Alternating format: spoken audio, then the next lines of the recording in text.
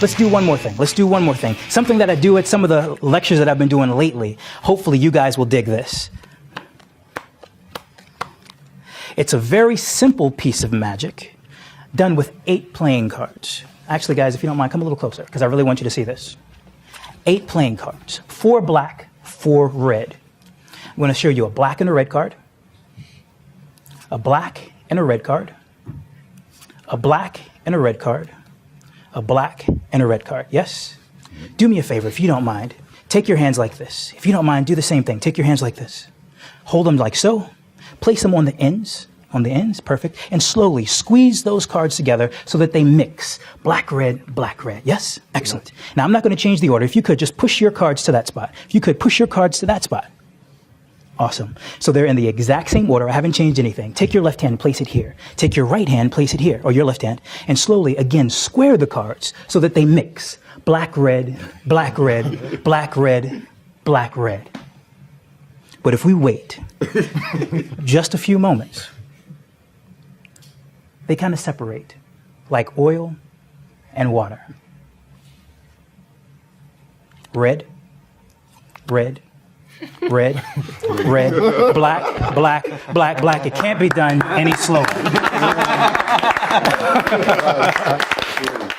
That oil and water, which I think is kind of cool. I've got a friend from Spain named Woody Aragon, who's a phenomenal magician. This is using a principle that he has been working on for quite a while. He has a book called A Book in English that I promote everywhere I go, including here at the Penguin Online Lecture. I use a thing he calls the convex control for a self-working oil and water. Can I actually get you guys to come up and help me for just a moment? Thank you. Give these guys a round of applause as they make their way up. Thank you. All right, thank you. So here are the workings to this trick. You have 8 cards, 4 black, 4 red. As I ask you to come closer, I'm going to do a sneaky move here. All I do is I take my thumb, I place my thumb here, and I bend the cards just slightly, only half of the cards. In this instance, only the black cards, as I ask you to come closer. So it's a natural action. I'll place these cards on top, and I'll spread the cards on the table, so everything looks legit. Technically, it is.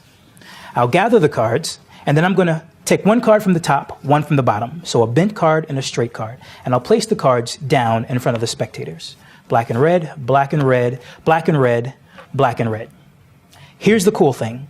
We're going to use that concept, the convex control by Woody Aragon. In this particular trick, you have bent cards, you have straight cards. What happens is when you push those two together, the straight cards will ride above the bent cards, and all of the straight cards will be on top. All of the bent cards will remain on the bottom. When Woody originally showed this to me, he used it in a trick where he had 4 aces, and he dropped cards on top of all of the aces, and then he squared the cards up, and he caused the cards to penetrate through the table using a lapping technique that I thought was phenomenal. It's also described in a book in English. And when he shared this secret with me, I was like, oh my gosh, that's awesome. Can I try it? And he put the cards down, he lined it up for me, I did the magic, but at the same time, it wasn't me as the spectator, it was me as the magician. But when I thought about it, at the same time, if I'm doing this for the first time as a magician, the spectator should also be able to accomplish the same feat, which is what I allow you guys to do. The only thing I did was make sure that you're not being magicians and doing it like a riffle shuffle. I ask you to hold your hands out, which allows you to see that there's nothing on your hands. You hold them out like this, place them down on the outside of the cards, and square. You guys will notice that the cards are actually mixing. They're actually weaving together. And when I say the cards are weaving together, that further solidifies the fact that the cards are, in fact, mixing. Black, red, black, red, black, red. It's a nice, subtle thing. And I show that I'm not influencing or changing the order of the cards at all. And then if you place your hand here and your hand here, you slowly push those cards together without me doing anything. The cards, once again, will mix. Black, red, black, red, black, red, black, red, so that they completely separate. It's an awesome thing. It's an awesome thing. Now, I do want to give you guys a couple of tips on this piece of magic. This should not be a standalone effect. If you want to do this as a closing piece, that's how I would structure it. So you have the 8 cards, you do a sleight of hand version. For instance, my good friend Chad Long has a great one. My friend Elder Gamarez has a phenomenal one. And at the end, You say, you know what? At this point, you may be thinking it's something to do with my hands. Maybe it's that sleight of hand crap. So how about I give you the power? You felt it. And then you allow them to mix the cards. That way your hands are completely off. They create the magic. They get the applause. It's a phenomenal piece. Guys, thank you so much. I appreciate it. Are there any questions at home before we move on? No? I see a hand here. I can see it. Which way is the card bend? It's concave bend. So a face down card goes face down. Yeah, awesome. Great question. That's important. Was there another one? Did you see? I saw your hand, saw another hand up. Does it ever not work? What do you do if it doesn't work? It's their fault. They did everything. That's a good point. It's their fault. But here's another tip. Here we were using it on a mat, but you don't have to use it on a mat. You can use it on any surface whatsoever. The only thing I would say is to make the bend just a little bit more pronounced. So again, black, red, black, red, black, red, black, red. And again, this is on a flat surface. And again, you're mixing the cards. Same order. And again, 1, 2, 3, 4, 1, 2, 3, 4. Okay? No questions? Yes? Have you tried it with more than 4 cards on each side? I have not, but I encourage you to experiment and grow. Oh, the question was, have I tried this with more than 4 cards? I haven't personally, but I'm sure you could. I love tricks that require audience participation. So let's do another. Please ask you to take 4 cards because today I will do something special with the people here, but also with you at home. It's necessary that there are old cards, or you don't mind, rip the cards. It's exactly what we will do. But I need people here, for instance, can you help me, you two? If you want, if you don't want, one here, please, and the other one here, and you also, he's thinking. And can you put it here on foot? Yeah, can you sit? Perfect. And you are perfect here. One more. Can you, Steve? Okay. And now we can start. But I'm surprised that nobody applauds them. Okay. So, I think you have the 4 cards at home. If you are a magician, with 4 cards you can do like this. If you are a Spanish magician, you can do like this. And if you are lay people, I don't know what are you watching this video. Okay, but you and you and you and you. And everybody here has 4 cards. And you at home. And with these 4 cards, we will do a ritual. A ritual to be lucky in love for a week. Only for a week. But if it works, you can repeat the next week the same ritual. So, but before I asked you to, are you his girlfriend? Are you his wife? You are together for so many times. So you are lucky in love yet. But do it. Do it anyway. Because it's good for if you are lucky in love, it's good for you. If you are unlucky, it's good for you. Do it. So, 4 cards. As in love, you know, the love is chaos. So please, shuffle the cards. We shuffle. Spanish way to ask to shuffle somebody. Shuffle. You know? We shuffle. Here. It's like raining. It's like... After shuffling, we need to cut and complete. Cut and complete with 4 cards. Means take 1 or 2 or 3 and put onto the bottom. Yeah, okay, on the bottom. Perfect. So now is the important part. We take the 4 cards with these 2 fingers at the thumb here and these 2 fingers at the thumb here. Are you ready? Because when I say we must to rip. Now rip the cards at the middle like this. Perfect. It's not like in love. In love, the couples, they broke. It's terrible. Okay, so the cards. You take pieces in the both hands. You can put together the right hand onto the left one or the opposite. It is nothing to do. But you have a little deck of pieces. You at home, you also have. So now, cut and complete. Cut and complete means taking any amount of pieces and put onto the bottom. Perfect. Now, we start the ritual. We must take, if you are lacking love, it's good. But if you are thinking, cut and complete again.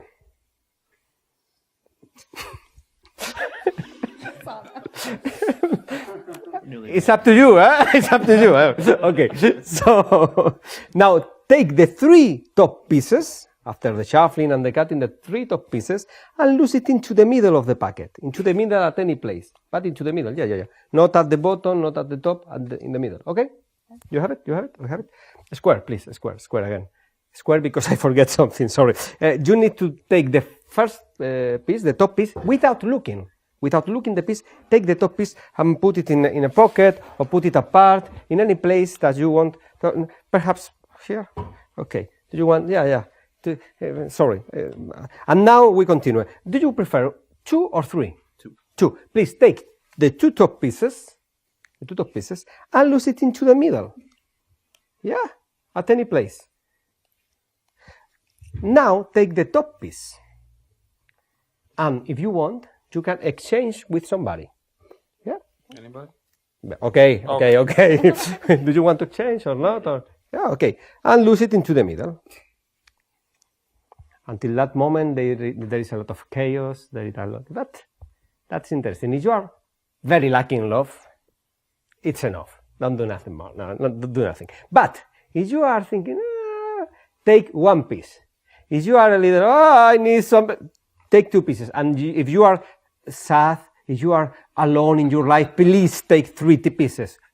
Of course, you take 2. You take nothing, okay? 1 or 1. Yeah, one. As you want. No, you take it 1 piece. 1 piece, okay. And now throw it away. So now we have a different amount of pieces. Perhaps you have 7, you have 4, you have any amount. I don't know how many pieces you have in your home. Now the ritual for a week. We take the top piece and we say Sunday. Someday. And to the bottom. We say with the next one Monday. To the bottom. Tuesday. To the bottom. Wednesday. To the bottom. Thursday. To the bottom. Friday. To the bottom. Saturday. And to the bottom. And that's the reason the ritual is only for 1 week. For 1 year is too long. Okay. So now is the daisy. The daisy, you say the daisy. You take the top piece and you say, she loved me. And to the bottom. Take the next one and you say, she loved me not. Throw it away. If she loved me not, I throw it away. Of course. So take the next one. She loved me. To the bottom. She loved me not. Throw it away. She loved me. To the bottom. She loved me not. Okay. She loved me. She loved me not. She loved me. She loved me not. She loved me. She loved me not. Until the last piece. Okay, perfect. So you have now one last piece. If I do my power with you at home, not with you, but with the rest. Let me see. I have the 2 of spades, and the other half is exactly the 2 of spades. But you can check it. The 4, you can check it. The 5, you can check it. And you can check it. And you can check it also, my friend. We are lucky in love. Thank you very much. Thank you. You can sit it again. Thank you very much, Steve. Thank you. What a crazy trick. Okay, a broom? Okay, no, don't worry. Let me show you how this trick works before I start to do part of my regular stuff. But this is a very interesting trick that I want to do at the beginning to start the communication with you at home, because this lecture, I have here a real audience, but the idea is to communicate with you. The lecture is for you that you are at home and you are watching this. So I thought that it's a good idea to start with a trick in which you are involved, not only learning how the trick is done, but also enjoying and producing the magic in your own hands. The fundamentals, no, the method is very, very easy. Very easy. Of course, there are no sleight of hand because you can do the trick in your own hands here. It's very good to do for a lot of spectator a groove. Bigger the groove, bigger the climax, no, the effect. And we need only 4 cards, any 4 cards. The idea is, after shuffling, after cutting, when we rip, we have an stacked packet. Stacked, because, let me show you.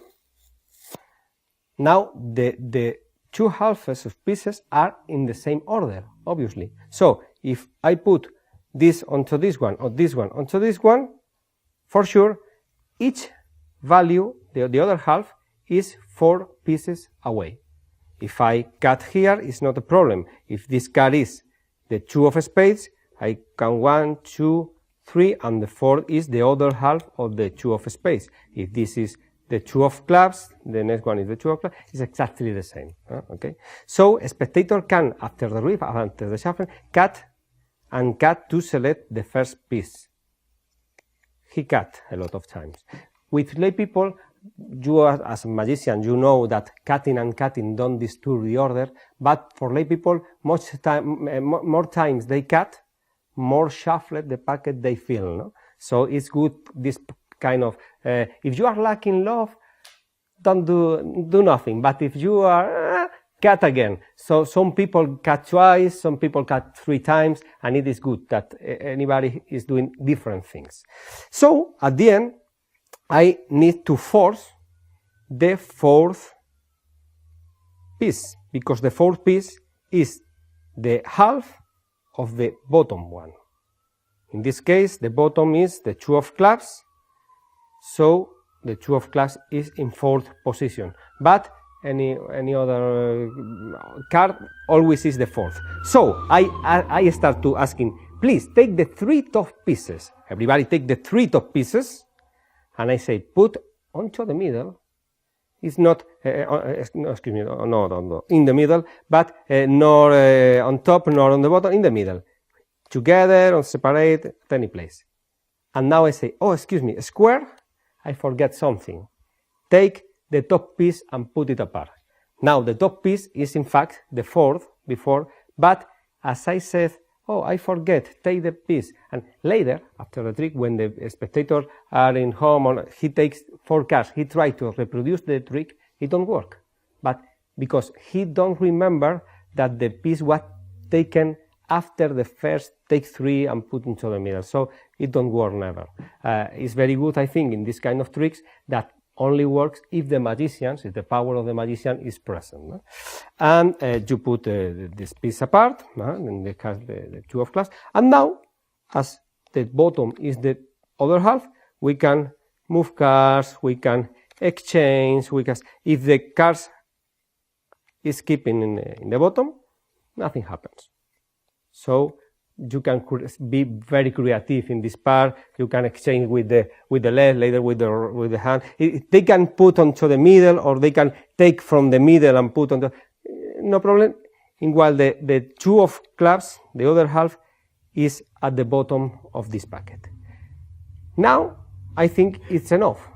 And at the beginning, in that moment, I start the daisy part of the routine, and at the end, the last piece will be the 4th, in this case, the 2 of clubs.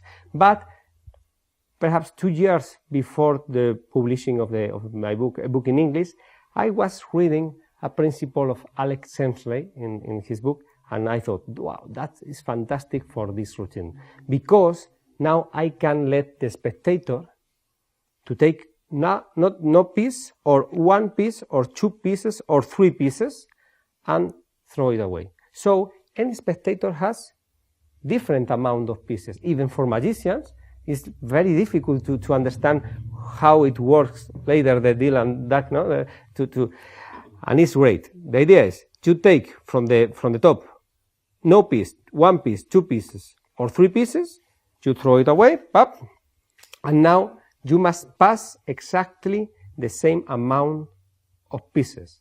As we had 7, because 4 after the ripping an 8, but 1 is removed. We have 7. We must pass from the top to the bottom 7 pieces. So I thought the presentation of the week. It's a ritual for a week. So we are telling the names of the the days of the week: Sunday, Monday, Tuesday, Wednesday. I always pronounce bad Wednesday. Okay, and Thursday, and Friday, and Saturday. So now I start the Dylan Duck. I take the top piece and I say, "She loved me," to the bottom. "She loved me not," you throw away. "She loved me," to the bottom. At the end, at the end of the process, you have the other half. Now I think it's very important to stay a little to show you are the first that has the other half, no? The success. I say to the spectator, wait, let me, when you are you have the good result, let to the rest of the audience to check it, and everybody has the other half. Perhaps, perhaps not everybody. Perhaps in 10 people, 1 people, it don't work. No, it's not a problem, because at the end, at the climax, everybody's, oh my God, ha ha ha, and it's very emotion involved, and this spectator is like, he disappear. He don't cry. He don't say, hey, it don't work for me. But I must tell you that at the end, when you do this in a show, for instance, at the end of the show, it works to me, it happened. Usually ladies, they come and they tell me, it don't work for me. And I always say, it works if you did the trick, not if it matched. Because if not, people, especially women, they are like, oh, but now I am bad luck in love. No, it's good luck because you did the trick. If you don't do it, you have 7 years of bad luck. But with that is no, and that's the trick. Thank you very much. Okay.